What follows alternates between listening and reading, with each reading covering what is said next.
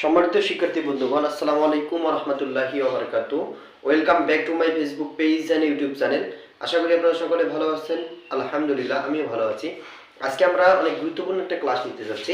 আমরা এখানে দেখতে পাচ্ছি যে পরিসংখ্যান প্রথম পত্র একাদশ দ্বাদশ অধ্যায় ৮ অর্থাৎ সর্বশেষ অধ্যায় পরিসংখ্যান প্রথম পত্রের একবারে শেষের অধ্যায় হচ্ছে অধ্যায় ৮, বাংলাদেশে প্রকাশিত পরিসংখ্যান।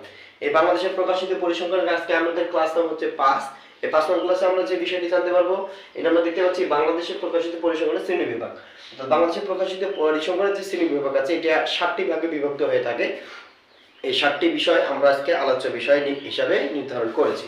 তো আমরা এখানে দেখতে পাচ্ছি কৃষি পরিসংখ্যান ১ নম্বর যে শ্রেণী বিভাগটা আছে, কৃষি পরিসংখ্যান, জনসংখ্যা ও জনপরিসংখ্যান, এরপর হচ্ছে শিক্ষা ও সামাজিক পরিসংখ্যান, এরপর হচ্ছে আর্থিক পরিসংখ্যান, এরপর হচ্ছে মূল্য পরিসংখ্যান, বাণিজ্যিক পরিসংখ্যান, একটা হচ্ছে শিল্প ও শ্রম পরিসংখ্যান। এই ৭টা ভাগে অর্থাৎ আমরা বাংলাদেশের যে প্রকাশিত পরিসংখ্যানগুলো আছে, এগুলো আমরা ৭টা ভাগে বিভক্ত করে তারপর আমরা এগুলো আলোচনা করতে পারবো ইনশাআল্লাহ। তো এই ৭টা ভাগে যে বিভক্ত আছে, এই ৭টা আমরা পরবর্তীতে ধারাবাহিকভাবে ক্লাস নেওয়ার চেষ্টা করব। আশা করি সকলে ক্লাসটি বুঝতে পেরেছেন। যদি ভালো লাগে লাইক, কমেন্ট, শেয়ারের মাধ্যমে আমাদের পাশে থাকবেন। ভুল ত্রুটিগুলো আমাদের কমেন্টের মাধ্যমে জানাবেন এবং আমাদের ফেসবুক পেজগুলো ফলো করবেন, ইউটিউব চ্যানেলটি সাবস্ক্রাইব করবেন। আসসালামু আলাইকুম ওয়া রাহমাতুল্লাহি ওয়া বারাকাতুহু।